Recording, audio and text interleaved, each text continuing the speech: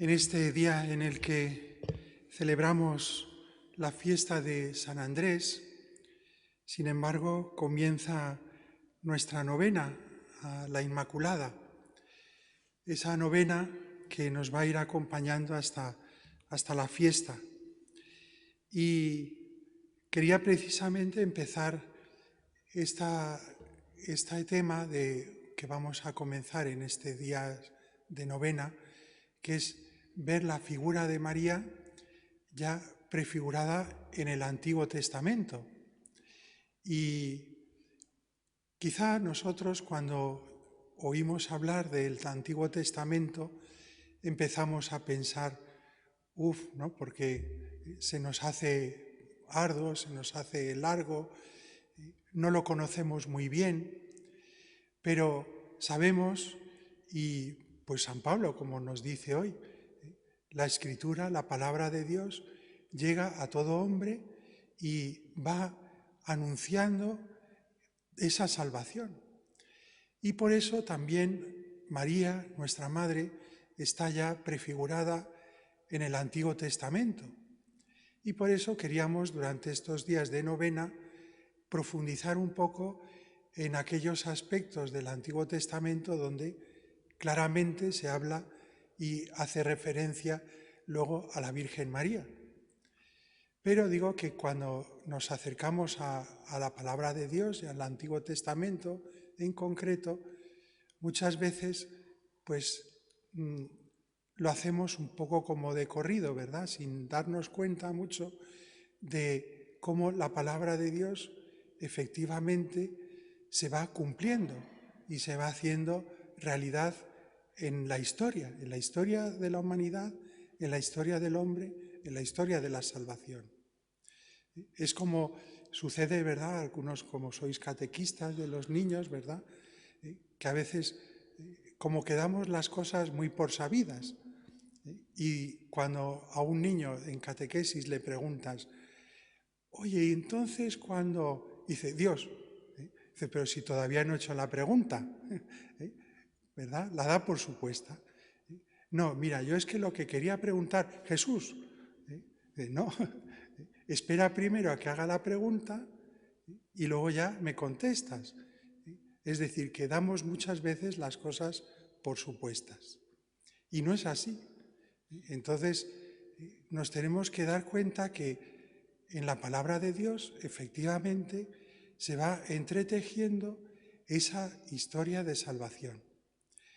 Y al comienzo, lógicamente, cuando empezamos la Sagrada Escritura, la empezamos con el Génesis, con la creación, con ese mandato del Señor, hágase la luz, hágase la tierra, el sol, la luna, las estrellas, pero Dios crea también al hombre, pero el hombre está solo, está rodeado de criaturas, pero necesita de alguien, un interlocutor, alguien con quien hablar.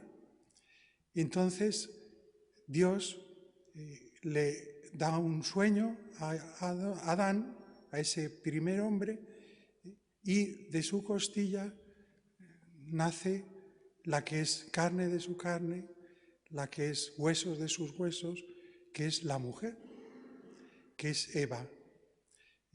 Por eso, seguro que lo habéis oído más de una vez, María es la nueva Eva, ¿verdad? Eva y María, igual que el nuevo Adán, Dios, es Jesús que se encarna para liberar al hombre de aquel primer pecado de nuestros primeros padres. Entonces, fijaos qué maravilla que Dios también a través de una mujer, aquel pecado, aquel primer pecado que había separado al hombre del plan de Dios, por medio de esa mujer que come del árbol, se deja engañar, y sin embargo, por una mujer también Dios realiza su plan de salvación. Hay como ese paralelismo, ¿no?, entre Eva y María, también entre Jesús y Adán, Incluso aparece, como bien sabéis, en el paraíso, ese árbol del que Dios les prohíbe comer, el árbol del bien y del mal. No es un manzano, como algunos creen, ¿verdad? Sino que es un árbol, el árbol del bien y del mal. Y entonces el demonio, es la serpiente, le tienta diciendo, no hagáis caso, ¿verdad? Desconfía de Dios, ese es el gran pecado, ¿verdad? La desconfianza de Dios, desconfía porque Dios lo que no quiere es que sepáis, ¿no? Dios no quiere que seáis dioses. Si comes de este árbol serás como Dios. Y resulta que Jesús también lleva a la salvación a los hombres en ese madero, ¿verdad? En ese árbol, que ese árbol se convirtió por el pecado en una transgresión del hombre y rompió esa unión del hombre con Dios, y sin embargo, por un árbol esa transgresión se rompe y resulta que Dios vuelve a restaurar todas las cosas. Por eso no sorprenda ver la imagen de la Virgen María, ¿verdad?, con esa corona de 12 estrellas y pisoteando a la serpiente. Esa nueva Eva es la primera Eva se dejó tentar por la serpiente, la nueva Eva va a pisotear esa serpiente, el talón, ¿verdad?, con el talón en la cabeza para, ¿verdad?, aplastar el poder y ese mal del pecado, ¿verdad?, y del diablo. Por eso en María es donde vemos a esa nueva Eva. María es la mujer que lleva a cabo, ¿verdad? Porque yo no sé si os acordáis, yo aprendía de niño una canción. María es esa mujer que desde siempre el Señor se preparó para nacer, ¿verdad? Es decir, que ya desde ese primer momento, desde el momento del pecado, ya Dios empieza ese plan de redención. Y María es la que el Señor efectivamente se ha preparado, haciéndola inmaculada, que es lo que vamos a celebrar, esa inmaculada concepción. ¿Por qué? Por los méritos de que su Hijo iba a llevar a cabo esa redención de los hombres. Y entonces María ya es redimida desde el primer momento. Antes de que Cristo muriera en la cruz y llevara a cabo la redención, María ya había sido redimida antes para ser la Madre de Dios. Por los méritos de los que iba a suceder, María es la que va por delante y ella ya participaba de esa redención antes de que Cristo muriera en la cruz. Y además, igual que por una mujer, como digo, fue el pecado, no sé si os dais cuenta que cuando Jesús está en la cruz y ve a su madre, a María, no le dice, madre, ahí tienes a tu hijo, sino le llama mujer. Es decir, igual que esa mujer llevó al pecado, pues una mujer lleva a cabo la redención, unida a su hijo. Por eso nosotros somos también hijos de María.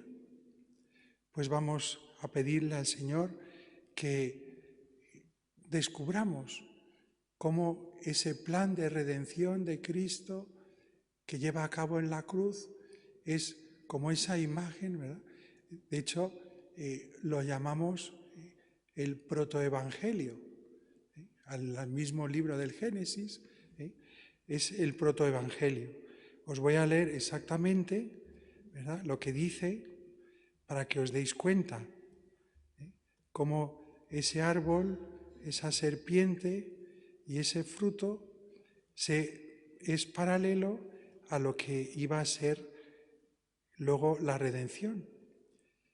Dice, Yahvé, Dios dijo a la serpiente, enemistad pondré entre ti y la mujer, entre tu linaje y su linaje. Ella te pisoteará la cabeza mientras acechas tú su calcañar. Ahí está ese primer anuncio de que esa serpiente iba a ser aplastada. De hecho, en el momento de la pasión, que es ahí donde se realiza la redención, el demonio no pudo con María, no pudo con Jesús, al que, ¿verdad?, le decían, si eres Dios, bájate, ¿no? Esperó el tentador a ese último momento para intentar engañar. Pero claro, ni Jesús ni María se dejaron engañar. ¿Por qué? ¿Sabéis por qué? Porque en María siempre estuvo la esclava del Señor, el que se haga siempre en ella la palabra de Dios. Y eso nunca lo abandonó, ni siquiera viendo a su hijo padecer. Esa fue también los dolores de María, ¿verdad? Viendo morir a su hijo, ella supo permanecer de pie junto a la cruz, de pie junto a ese árbol, para dar vida, para darnos vida a sus hijos. Y por eso María supo decir siempre, hágase siempre ese fiat a lo que Dios le tenía previsto. Y por eso ella nos ha alcanzado también a nosotros el modo de llevar a cabo la redención junto a esa cruz, junto a Cristo, y siendo madre, recibiéndonos a nosotros, dando a luz también a todos los hombres. Y por eso María es madre de Jesús y madre nuestra. Pues que esa nueva Eva nos abra el camino y que frente al pecado, frente al diablo, nosotros sabemos que ella ya ha vencido. Pues uniéndonos a ella también nosotros no nos dejaremos tentar y viviremos siempre bajo esa protección de María nuestra Madre.